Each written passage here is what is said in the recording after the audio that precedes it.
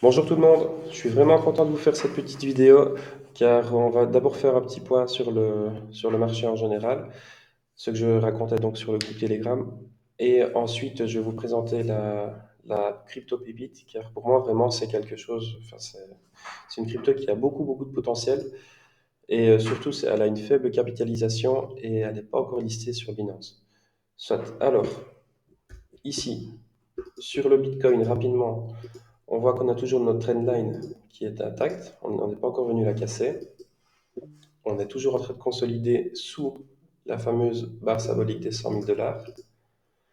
Et tant qu'on ne casse pas on ne passe pas sous les 90 760, pour moi, la structure ne change pas et on reste haussier. Tant que ça consolide ici, à la limite, c'est pas plus mal car au moins ça nous laisse de la force sur le marché des altcoins.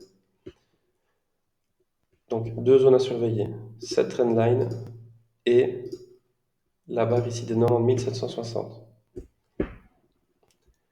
Pour ce qui est de la dominance du Bitcoin, on voit à contrario qu'on a cette trendline-ci qui est toujours intacte. On a pris de la liquidité ici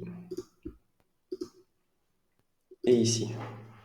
Ce qui veut dire que potentiellement, on aurait une première réaction pour venir commencer à faire des plus bas, casser cette trendline et enfin pouvoir faire nos fameuses phases paraboliques sur les altcoins comme on a connu lors du précédent bull run. Et on aura vraiment des mouvements très impressionnants une fois qu'on s'approchera ou qu'on passera sous la barre des 50%. Car ça voudra dire que c'est les altcoins qui mènent le marché. Toujours par rapport aux altcoins, donc ici c'est Total 3. Donc c'est toutes les cryptos excluent le Bitcoin et l'Ethereum.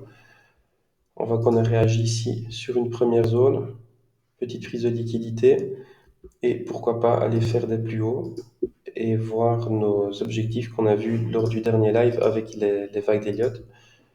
Ici, clairement, on voit que c'est pas top de marché, donc cette zone-ci va être prise aussi. Et encore une fois, la liquidité va arriver fort sur les altcoins. Donc, à surveiller. On a deux scénarios. N'oubliez pas qu'aujourd'hui, à 14h30, on a les chiffres de l'inflation aux US et c'est l'annonce de la semaine. Donc, elle va faire vraiment bouger fortement les marchés. Donc, ne vous surexposez pas, soyez toujours prudents. Alors, on va en venir au vif du sujet.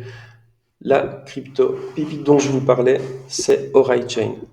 Donc, Chain, on voit qu'elle a une faible capitalisation, maximum 19 millions de tokens, et on voit qu'il y a presque 70% de la supply qui est en circulation, ce qui est une bonne chose car on sera moins exposé à de la manipulation ou de la fluctuation de la part des holders. Alors, attendez. Ce que je voulais regarder. Oui, donc voilà, l'autre chose qui me flash, moi, quand je vois ce genre de crypto, c'est qu'elle n'est pas encore listée sur Binance. La dernière fois que je vous parlais donc d'une crypto qui n'était pas listée sur Binance, c'était Orca. Et je l'avais partagé en story. Orca a fait 119% en un jour. Et ça m'a permis de faire plus de un beau ratio. Attendez, je vais aller rechercher le graphe de Orca. Voilà.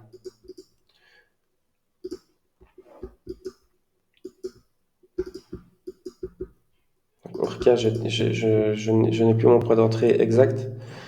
C'était dans les 3 dollars, je pense. Donc là, j'ai sorti 30% ici à 9 dollars. Donc ici, il y a plus de x3. Donc c'était une belle opération. Donc pour revenir sur Chain, donc on a une supply qui est plus qu'intéressante. N'oublions pas que le Bitcoin c'est 21 millions. Ici on est sous la capitalisation du Bitcoin. Pas encore listé sur Binance. Une fois qu'on va un petit peu voir sur leur Twitter, on voit qu'il y a 73 800 abonnés et avec une équipe qui travaille derrière. Donc ils publient assez souvent. On a une publication ici du 27 novembre avec beaucoup de nouveaux partenariats. La dernière date d'il y a 15 heures. Et quelque chose, moi, qui m'a frappé, c'est le fait qu'ils ont sorti un DEX. Et ils ont aussi beaucoup d'interactions, enfin, ils ont beaucoup d'interactions avec Solana. Ils viennent de l'ajouter à leur fameux DEX. Donc, quand on va voir sur le Twitter de leur DEX, sur X, euh, on voit que c'est encore très peu connu. Il y a moins de 7000 abonnés.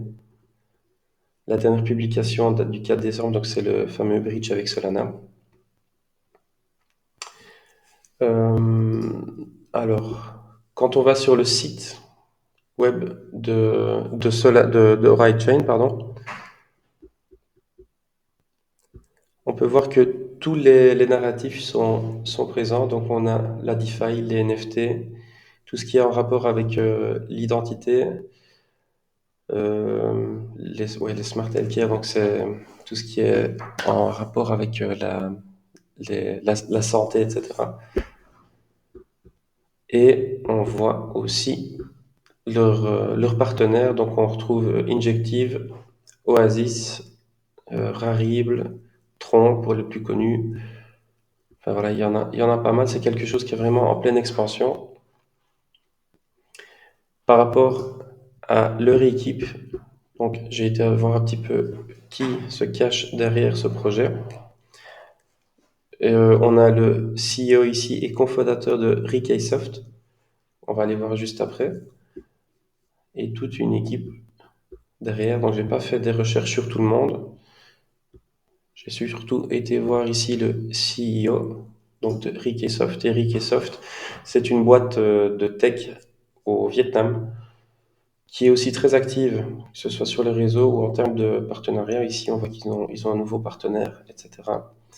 Donc, c'est quelque chose de d'assez solide derrière. En tout cas, ils sont actifs. On parle pas de Microsoft, on est d'accord, mais on voit que, on voit qu'il y a du mouvement, il y a une équipe qui bosse derrière. Et moi, c'est ce qui m'intéresse aussi. Donc, on a ici notre CEO, titulaire d'un doctorat en technologie, nanana, qui a joué un rôle essentiel dans le développement des compétences techniques de l'équipe Rickaysoft. Donc, c'est là, a priori, encore une fois, il faut toujours être prudent dans l'univers des cryptos, mais ce n'est pas un gamin derrière son PC dans sa chambre qui a créé une crypto et qui se fait passer pour quelqu'un. Ici, on a vraiment une équipe correcte derrière. Alors, à propos de RideChain et sa capitalisation, j'ai fait une comparaison avec FET, donc FetchAI, qui est une crypto aussi du même thème, donc l'intelligence artificielle.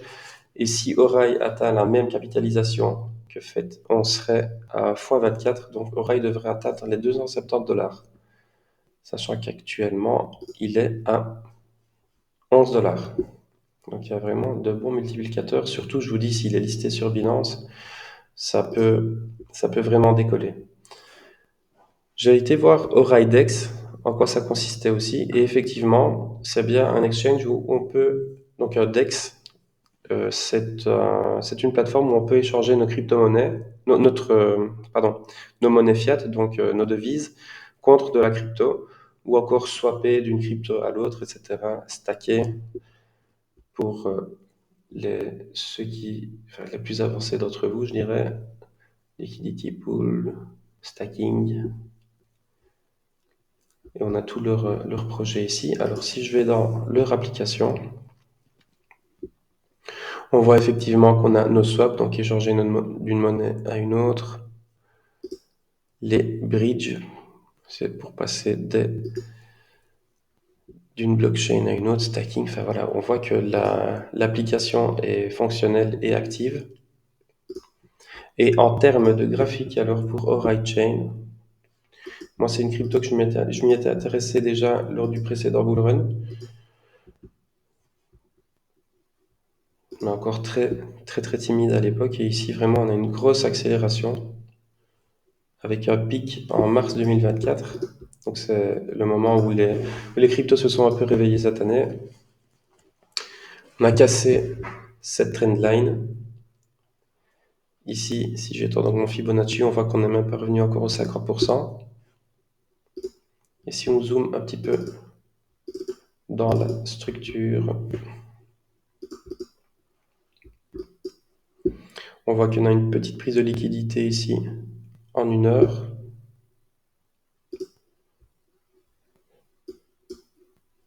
Maintenant, des liquidités intéressantes à venir chercher seraient celles-ci. Et concrètement, donc, si j'avais, imaginons, 300 $ à injecter sur une crypto, donc pourquoi pas rentrer avec 100 $ ici, car comme je vous disais tout à l'heure, si on a le cycle qui démarre suite à l'annonce de l'inflation de cet après-midi, ou que le Bitcoin reprend des forces, etc., et qu'on est parti, ce serait vraiment dommage pour moi de rater cette opportunité, car il est à 11 $ et il a vraiment des perspectives bien plus hautes, pardon. Ensuite, on a 100 $ ici, 100 $ sur cette liquidité-ci, et 100 $ en réserve à éjecter si on a donc le début d'un mouvement haussier. Tac, tac. Donc, pourquoi pas remettre 100 $ ici si on vient à casser cette première petite résistance. Donc voilà, pour ne pas faire durer la vidéo trop longtemps, j'espère que la vidéo vous a plu, que cette découverte aussi. Et on se voit très bientôt. N'hésitez pas à commenter sur Telegram et je vous souhaite une bonne journée. Ciao, ciao.